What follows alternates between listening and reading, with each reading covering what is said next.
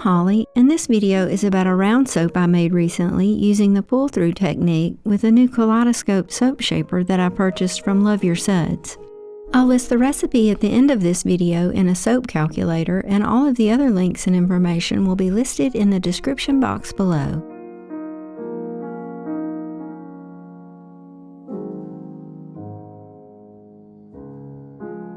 For the green, red, and pink colors, I mixed both chromium oxide green and red iron oxide with a little olive oil and stirred until they were completely dissolved.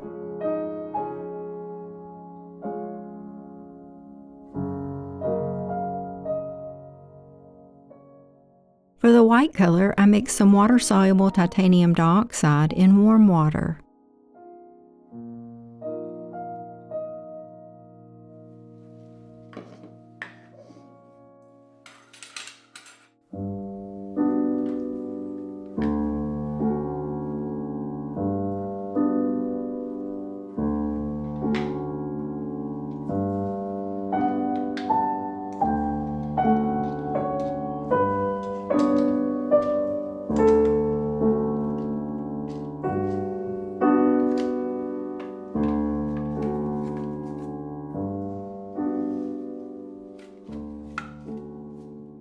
I recently purchased some new Kaleidoscope soap shapers from Suds and decided on the flower number 6 pattern for this soap.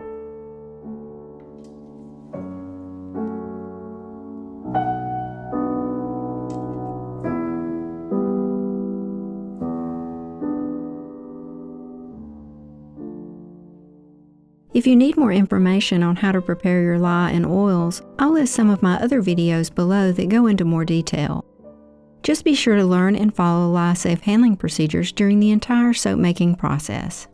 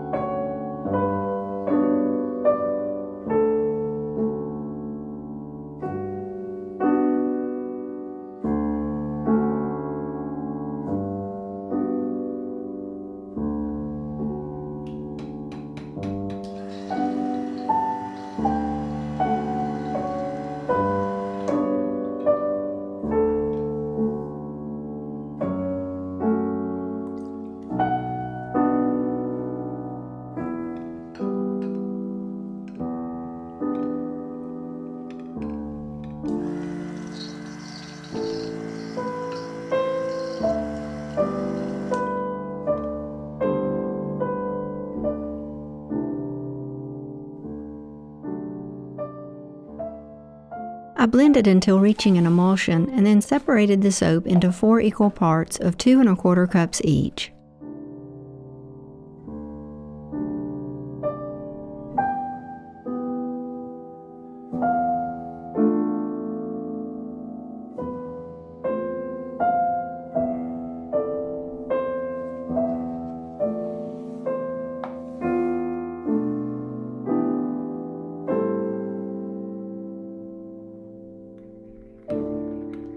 To create the red and pink colors, I added drops of the red iron oxide and blended using my mini mixer. It doesn't take much, so I just added a few drops at a time until I was satisfied with the colors.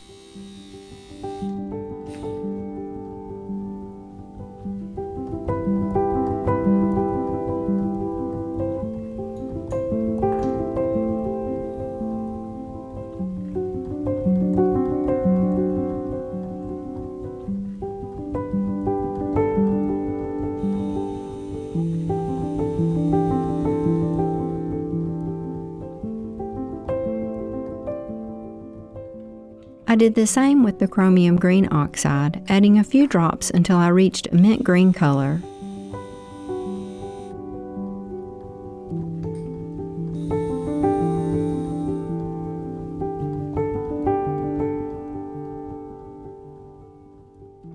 For the white color, I added all of the titanium dioxide I prepared earlier, which amounted to 1/4 teaspoon per cup of soap.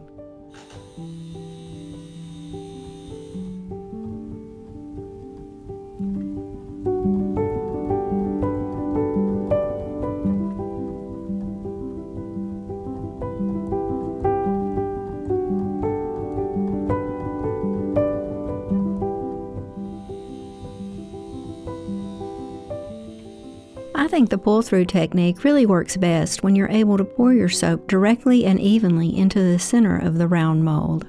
Using squeeze bottles with modified long spouts really works well for this, but I was just too lazy to mess with those and hoped for the best with my long spout measuring cups. But overall, I was pleased with how the soaps turned out.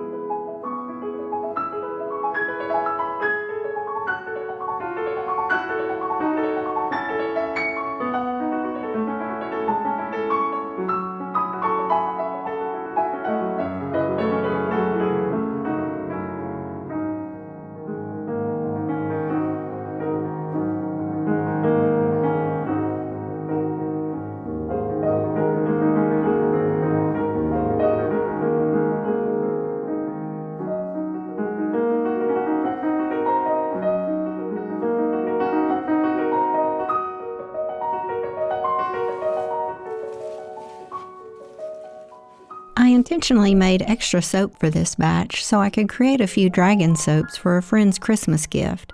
I'll unmold these at the very end of the video if you're interested in seeing how they turned out.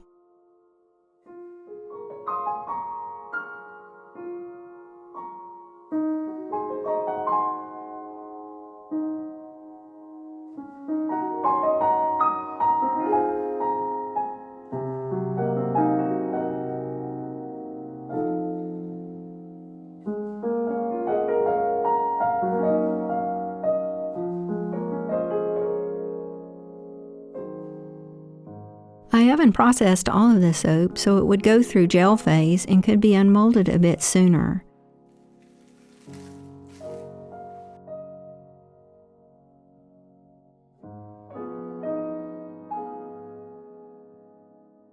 I removed it from the oven the next morning and left it covered until the next day when I was able to unmold and cut it.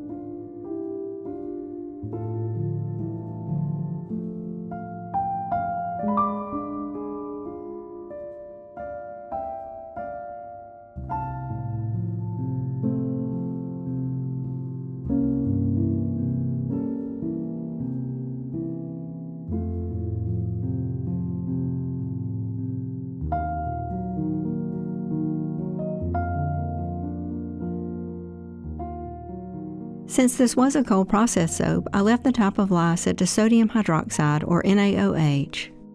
My recipe oil weight was 1,300 grams. However, that included the extra soap I needed for the dragon molds. The recipe oil weight for the round mold by itself is 800 grams. My lye concentration was set to 35%, which means my lye solution consisted of 35% sodium hydroxide and 65% distilled water. I left the superfat at 5% and my fragrance usage rate was 45 grams per kilogram.